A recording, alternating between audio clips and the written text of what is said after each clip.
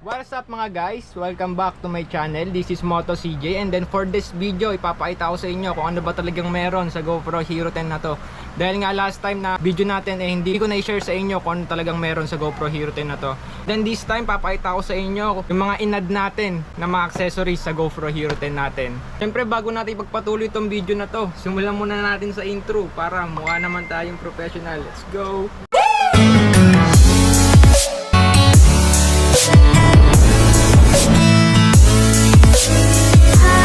So malamang guys, maraming interesadong bumili sa GoPro Hero 10 na to. And then this time, papakita ko sa inyo kung anong meron sa GoPro Hero 10 na to. Para syempre bago kayo bumili, alam nyo na kung anong meron talaga sa GoPro na to at kung gaano kaganda yung camera niya. For this video, ang gamit lang nating camera ngayon ay yung cellphone natin. Kasi nga i-review natin itong GoPro na to sa inyo at ipapakita natin. Kung napanood nyo yung last time na video ko, yung biyahe ko papuntang Baguio, makikita nyo na rinig yung wind nose niya doon sa camera natin. Ito, papakita ko sa inyo. Although may naka-indicate na mic doon sa camera, pero pagdating sa biyahe, pagka nakahinto ka, good siya. Naririnig naman yung boses mo. Pero pagka nasa biyahe ka na, nasa motor ka na, di na maririnig yung boses mo. Naghahalo na yung hangin, pag may dumadaan ng mga malalaking sasakyan, lalo na pag mabilis na tayo, hindi na maririnig yung boses natin. Kaya nga 'di ba sabi ko sa last video natin, for the next vlog natin, bibili na tayo ng mic adapter. Para sa susunod na biyahe natin, sa vlog natin, buong-buo na yung boses natin at may i-share ko na sa inyo at maririnig niyo na talaga. Ito na nga guys, kung makikita nyo, napaka-presentable niya tignan, ang ganda ng box niya. Kung makikita nyo nakalagay dito, GoPro. Ito yung symbol ng GoPro. And then, ito, bubuksan na natin at ipapakita ko sa inyo kung anong meron sa loob na to. Actually, nabuksan na natin to at gusto ko lang ipakita sa inyo. Tadan! Kung makikita nyo, meron na siyang manual. Para pagka may mga katanungan kayo, makikita nyo. At dito nyo, hahanapin yung katanungan nyo. Nakalagay siya dito, have product question. Nakalagay dito, no need to return your product to store. Kumbaga, ito, malalaman nyo talaga kung sa GoPro kung talagang meron. Dito nyo makikita. Hindi mawawala to, yun. Meron silang mga free sticker. Yan. Ang ganda ng sticker niya, guys. At meron pa nito sila. Ito sa ano to kinakabit to sa helmet. Sa helmet to kinakabit yan. O kahit saan mo gusto sa kotse, pwede to. Sa loob ng kotse mo, pwede to. 3M na rin siya guys. Sa mga napanood ko last time na video, na mga review, subok to, matibay. Hindi agad siya kakalas. No worries, di ba? Tapos ito, yung battery niya. Yun, GoPro. Yan, papakita ko na sa inyo yung mismong camera guys. Ito siya. Binili niyo yung gantong camera. Pag unang bukas nyo, naka-plastic siya. And then, meron siya ditong, ayan, may plastic pa dyan na tatanggalin nyo. Parang ganito. Yan. Ito, hindi ko pa tinatanggal to para protector rin dito sa screen ko. Yan. Ito yung power on button niya. Yan. Ganda nakalagay GoPro Hero 10 na kulay blue. Tapos dito nyo makikita pagka magi-start kayo ng video. Papakita ko sa inyo guys. Maya. And then pag i-open nyo yung lalagyanan nito ng camera, ito siya guys. Hahatakin nyo lang dito. Tapos mabubuksan siya. Tadan! Tapos, andito yung lalagyanan ng memory card niya. Ito, papakita ko sa inyo. Andiyan yung lalagyanan ng memory card niya sa baba. Actually, may memory card na siya nakalagay. Ayan, memory card. 128 gig yung nilagay natin. Tingin ko, bitin pa tong memory card na to kasi yung last time na video natin full memory siya. Tapos, ito yung battery. Sasalpak na natin siya guys. Ang kinaganda sa battery na to guys, ito. Hindi mo siya itataktak or gaganon para matanggal yung battery. Meron siyang hawakan guys, ito. Pag uhugutin nyo, takin nyo lang, makuha nyo na yung battery. Balik natin para testing natin. Meron na rin siyang chargeran guys, ito. Tapos, sara natin, ganun pa rin. Hatakin natin to. Tapos, sa ilalim, ito yung mga kabitan sa mga chin mount, sa mga sa mga bad. Ayan, ito yung kabitan niya guys. Ayan. Buksan nyo lang, ito yung kabitan niya. Buksan nyo, ito yung kabitan niya. Yan. Ayan guys, so saktong-sakto siya. Sumaganyan.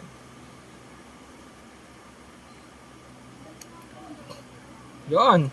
And guys, i-on na natin at ipapakita ko sa inyo. Hold nyo lang tong power on button. Yan, lumabas na siya. Yun. Mamaya testing natin to, ipapakita ko sa inyo. Kinaganda na ito eh. Gusto ko dito yung stabilize niya, ang ganda. Tapos may super view siya. Tapos ang maganda dito guys, pagka kunyari nagse-selfie ka or a-video ka ng ganon, makikita mo yung sarili mo kasi nga dual front and back na yung camera niya. Yung LCD niya. Tignan nyo. Yan oh. Dual back siya.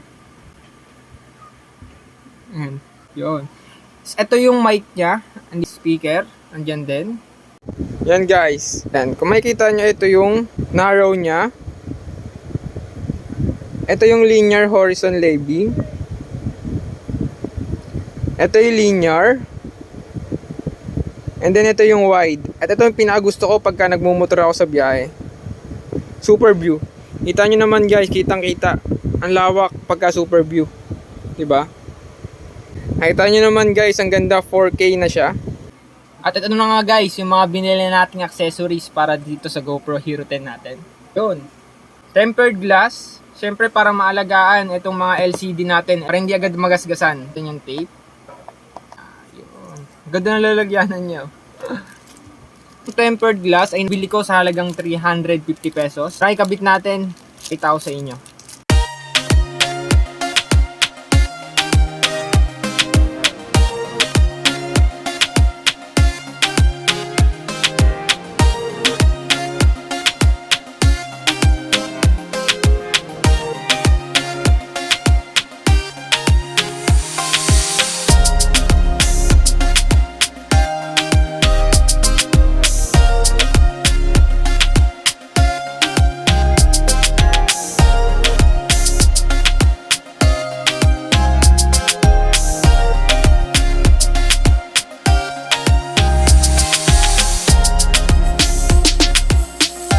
Yun guys, nakabit na natin lahat ng tempered glass niya. Pantay naman. Kasi to, Telecine battery charging box for Hero 10 and 9. Nakalimutan ko sabihin yung GoPro Hero 10 and GoPro Hero 9 eh magkaparehas lang yung mga accessories nila. Ito siya guys, pag bumili kayo, ito yung makikita nyo. Tapos may battery na rin siyang dalawa na nakalagay sa loob. Then Type-C na charger. Yon, kitang-kita nyo naman kung gaano kalinaw yung video na to. Ayun, ito, meron pa tayo ditong nakalagay, Ulanzi plastic cage for GoPro Hero 9 or 10 din siya. Yun guys, ito siya. Testing natin. Tara, try natin. Bago pa lang natin siya ilagay dito, tatanggalin muna natin ito. Actually guys, ito natatanggal to ah. Tingnan nyo. Yan. Hatakan nyo lang dito. Ayan, tatanggal siya. Saka natin lalagay siya ngayon dito sa loob. Yun. Ayan guys, oh. Ito yung open niya. Ito yung pang open niya. Dito. Tapos dito, ito yung pang open niya. Sabihin natin. Ayan guys, okay na siya. So guys, papakita ko na sa inyo. Ito yung mic adapter natin. GoPro Hero 10. Pwede na siya sa GoPro Hero 5, 6, 7, and 8. Diba nga last time na video natin sobrang ingay talaga nung hangin, narinig nyo Windows. Kaya ito, ipapakita natin sa inyo. Iti-testing natin to sa GoPro natin. Ang bili ko dito sa adapter na to is halagang 3,699. Testing natin. Ito na guys, ito yung adapter natin. Ito yung tsura. Yun. Walang gama. Ayan guys. Ikakabit lang natin siya dun sa kabitan ng Type-C kung saan din siya tina-charge. Ang pagkabit niya guys, so unahin nyo to. Dito. Yan. Saan mo siya isusuksok. Tapos ikakabit na natin to. Yan guys. As you can see, nakakabit na siya. Yan. Ganyan yung itsura niya guys pagka inabit nyo na siya. Ito naman yung nabili nating mic. Ang tatak niya is Boya. BYLM20 sa halagang 1,100 pesos. Daming kailangan pag nagbablog, no? Gusto ko to eh. Gusto mo yan eh. Yon, ito na siya guys. Yan na guys, testingin na natin tong mic na to. Guys, dito na siya ikakabit. Nakakabit na siya. Testingin natin ngayon. Yan guys, as you can see, nakakabit na natin tong mic na to. Saka yung mic adapter. Tinesting na natin. Ito, dito siya kinabit. Mamaya papakita ko sa inyo kung paano ko siya ikakabit dun sa mismong helmet natin. Pero tingin ko naman rinig na rinig, no? Ganda ng boses pagka naka mic adapter na siya. Di na maririnig yung Windows natin kasi nga nasa loob na yung helmet na to. Ito guys, pag tinanggal ko, tatanggalin ko. Yan guys, ito siya pagka natanggal yung mic. Ayan, tinanggal ko siya.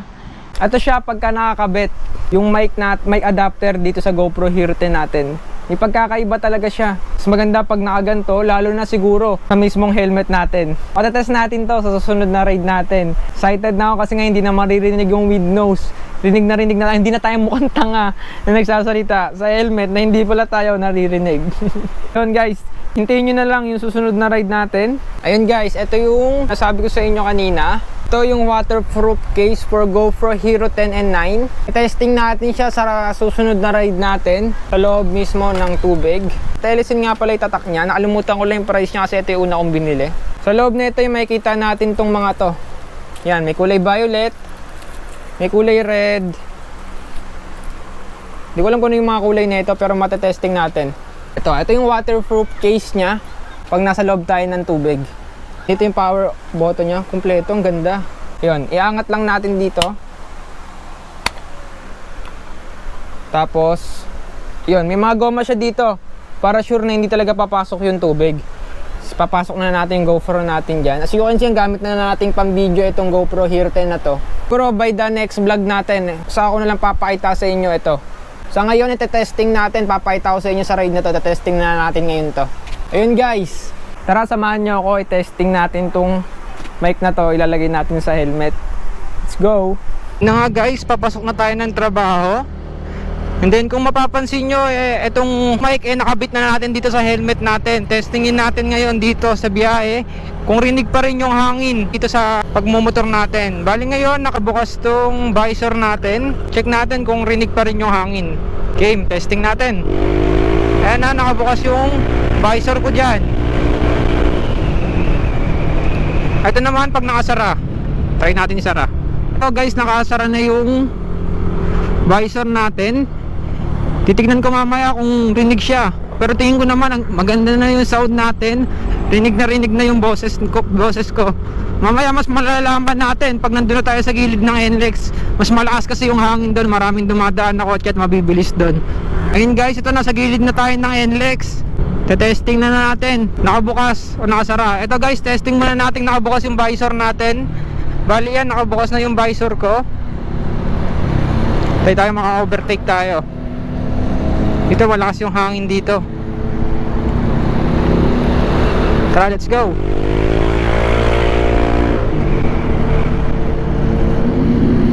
Ganda. Excited na ako sa biyahe natin. Makapagsalita na tayo ng maayos sa biyahe guys. Testing naman natin ngayon na nakasara itong visor na to. Ayan guys, nakasara na yung visor ko. Bali, ang gamit ko ngayon is naka super view ako. Yan, ang ganda niya pagka super view, no? Kitang kita mo yung gilid, lahat daan, pati yung lahat yan, kitang kita mo. Ito ang ginagusto kay GoPro, may super view siya. Mas malawak pa yung kita niya sa wide. Yan, kita nyo naman guys.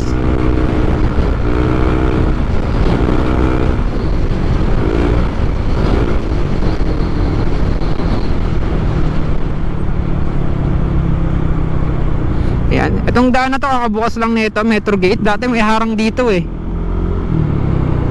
Mas pinabilis yung papuntang Lihas pagka galing kang May Kawayan. Wala pang baha. Doon kasi sa kabilang daanan, binabaha. Mas malubak. Dito wala, diretso lang. Yung kaliwa papuntang Lihas, yung pakanan papuntang Lambakin. Kanan tayo dahil doon tayo nagtatrabaho sa NLEX. Doon idaanan doon papuntang NLEX Petron. Guys, comment lang kayo dito sa video natin. Kung nagustuhan nyo ba itong vlog na to, at kung nagustuhan din nyo yung setup ng GoPro natin at yung mga dinagdag natin accessories, comment lang kayo kung nagustuhan nyo guys. Ito gusto ko lagi mag-park eh. Walang masyadong alikabok. And guys, nandito na ako sa parking kung saan malapit na yung trabaho ko. Grabe, pinanood ko yung video bago ulit i-play itong video na to. Apaka suabe. Hindi na rinig yung window sa vlog natin. So, yun, excited na ako sa biyahe natin. Kasi nga maririnig na yung boses natin. Bago matapos tong vlog na to, shoutout nga pala dun sa mga nag-comment sa una kong video. Shoutout kay John Philip de la Cruz. Siyempre hindi mawawala yung mga nagpa-shoutout kong tropa. Noel Estanyol. Yan, si Christian Soriano, mga nagpa-shoutout. Shoutout daw sa next video ko. Hope na nagustuhan nyo tong video ko at may natututunan kayo. Lalo na sa mga gustong mag-start mag-vlog. Siyempre bago matapos nyo panoorin tong video na to, huwag nyo pa rin kakalimutan mag-subscribe and then hit nyo na rin yung bell. Click nyo na rin yung bell para updated kayo sa susunod nating video. At yan guys, see you in next vlog. Bye bye!